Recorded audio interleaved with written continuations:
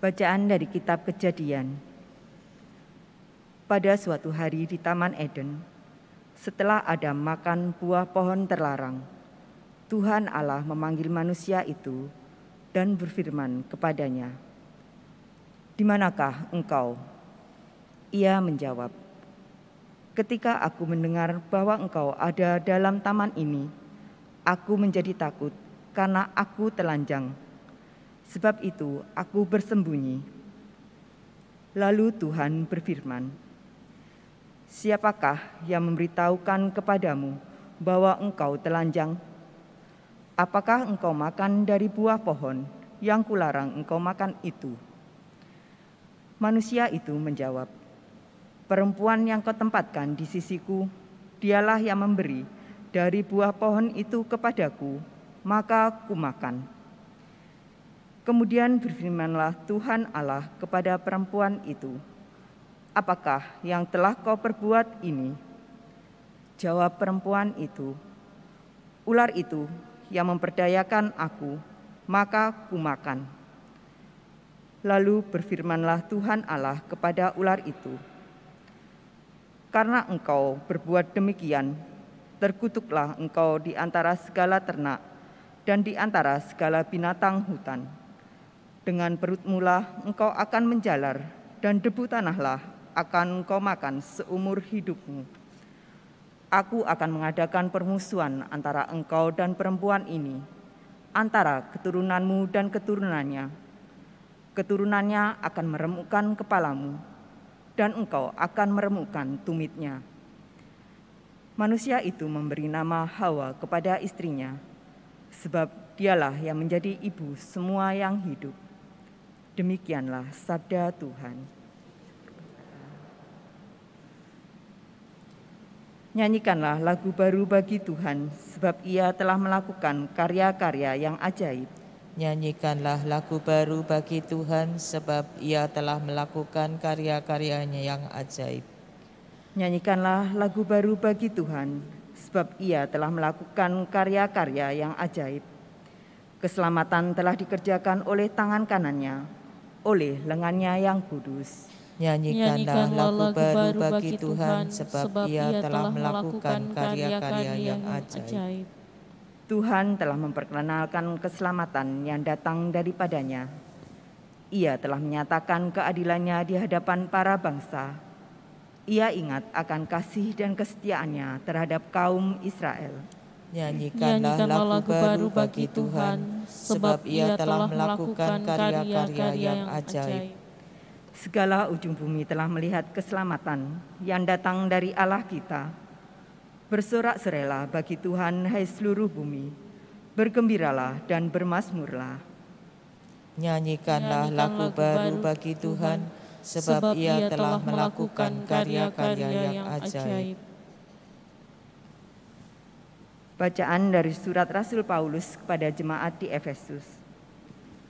Saudara-saudara, terpujilah Allah Bapa Tuhan kita Yesus Kristus, yang dalam Kristus telah mengaruniakan kepada kita segala berkat rohani di surga. Sebab di dalam Dia Allah telah memilih kita sebelum dunia dijadikan, supaya kita kudus dan tak bercacat di hadapan-Nya. Dalam kasih, Ia telah menentukan kita dari semua untuk menjadi anak-anak-Nya dengan perantaraan Yesus Kristus, sesuai dengan kerelaan kehendak-Nya, supaya terpujilah kasih karunia-Nya yang mulia, yang dikaruniakan kepada kita di dalam Dia yang dikasihi-Nya. Aku katakan di dalam Kristus, karena di dalam Dialah kami mendapat bagian yang dijanjikan Allah, yakni kami yang dari semula ditentukan untuk menerima bagian itu sesuai dengan maksud Allah, yang di dalam segala sesuatu bekerja menurut keputusan kehendak-Nya. Dengan demikian, kami yang sebelumnya telah menaruh harapan pada Kristus, ditentukannya supaya menjadi pujian bagi kemuliaan-Nya. Demikianlah sabda Tuhan. Syukur kepada Allah. Haleluya.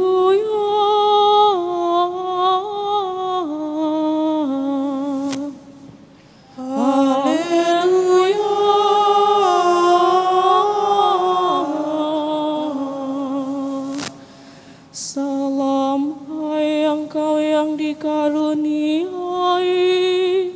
Tuhan menyertai engkau.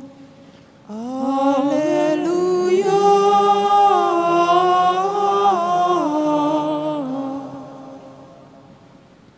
Tuhan bersamamu Dan bersama rohmu. Inilah Injil Yesus Kristus menurut Santo Lukas. Dimuliakanlah Tuhan. Dalam bulan yang ke-6, Allah mengutus malaikat Gabriel ke sebuah kota di Galilea bernama Nazaret kepada seorang perawan yang bertunangan dengan seorang bernama Yusuf dari keluarga Daud. Nama perawan itu Maria.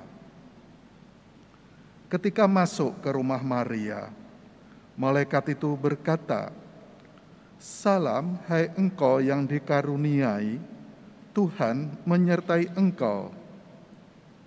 Maria terkejut mendengar perkataan itu, lalu bertanya di dalam hatinya, apakah arti salam itu? Kata malaikat itu kepadanya, "Jangan takut, hai Maria, sebab engkau beroleh kasih karunia di hadapan Allah. Sesungguhnya engkau akan mengandung dan akan melahirkan seorang anak laki-laki, dan hendaklah engkau menamai dia Yesus. Ia akan menjadi besar dan akan disebut Anak Allah yang Maha Tinggi. Dan Tuhan Allah akan mengaruniakan kepadanya tahta Daud, bapa leluhurnya. Ia akan menjadi raja atas kaum keturunan Yakub sampai selama-lamanya, dan kerajaannya tidak akan berkesudahan." Kata Maria kepada malaikat itu, "Bagaimana hal ini mungkin terjadi karena aku tidak bersuami?" Jawab malaikat itu kepadanya, "Roh Kudus akan turun atasmu, dan kuasa Allah yang Maha Tinggi akan menaungi engkau. Sebab itu, anak yang akan kau lahirkan itu akan disebut kudus, Anak Allah. Dan sesungguhnya, Elisabet, sanakmu itu, ia pun sedang mengandung seorang anak laki-laki pada hari tuanya. Dan inilah bulan yang ke-6 bagi dia yang disebut mandul itu. Sebab bagi Allah tidak ada yang mustahil." Maka kata Maria, "Sesungguhnya aku ini adalah hamba Tuhan. Terjadilah padaku menurut perkataanmu itu." Lalu malaikat itu meninggalkan dia. Demikianlah Injil Tuhan. Terpujilah Kristus.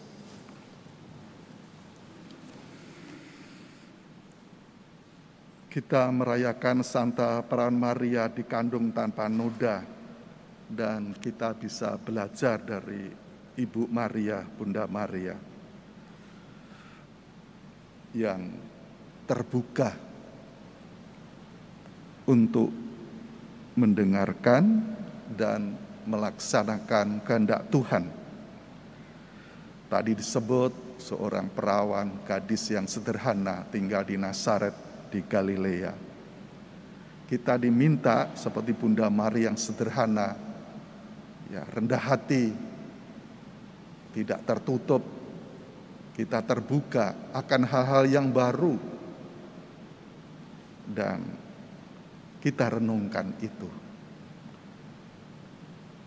Malaikat Gabriel berjumpa dengan Ibu Maria, lalu Ibu Maria merenungkan dalam hatinya kata-kata malaikat itu, dan akhirnya Ibu Maria mengatakan, "Terjadilah padaku menurut perkataanmu." Sampai sekarang Tuhan masih bicara kepada kita, entah lewat Roh Kudus atau malaikat. Maka kita diminta terbuka dan kita renungkan. Ya, sabda Tuhan ini bagiku, kalau malaikat lewat malaikat Gabriel, Tuhan hadir lewat peristiwa-peristiwa hidupku. Tuhan hadir lewat perjumpaan, pertemuan dengan sesamaku. Maka kita perlu merenungkan, merefleksikan apa yang sudah terjadi. Adakah Tuhan hadir di situ?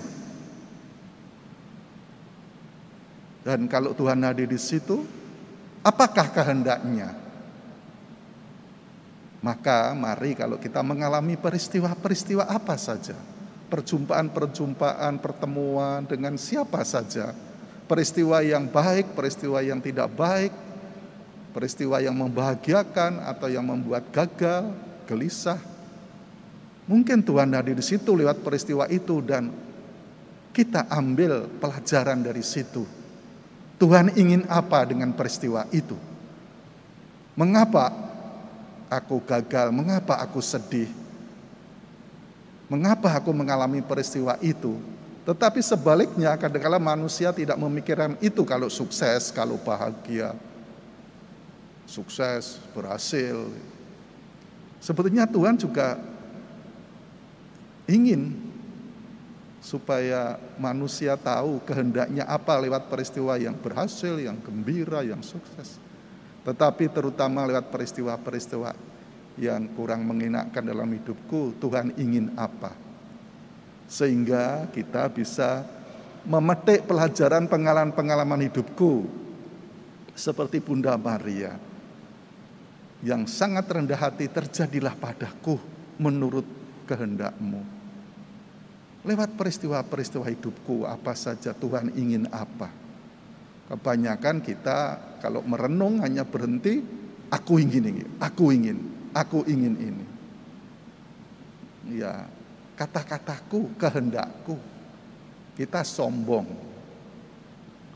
Kita congkak. Karena aku ini.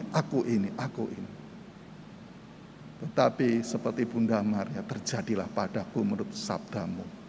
Apa kehendak Tuhan untukku, untuk hari ini dan selanjutnya. Lalu kita diminta rendah hati, menyimpan dulu dalam hati. Jangan mudah reaktif.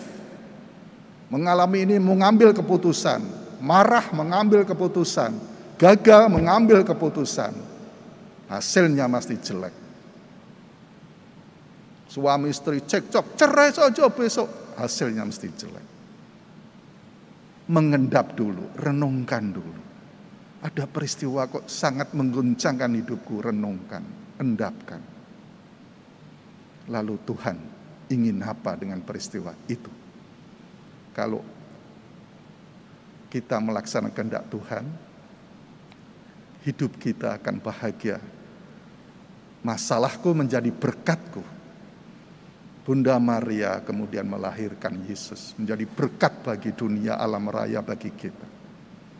Tuhan mengubah masalahku menjadi berkat, sehingga aku tetap menjadi berkat bagi keluargaku dan masyarakatku, gerejaku. Amin.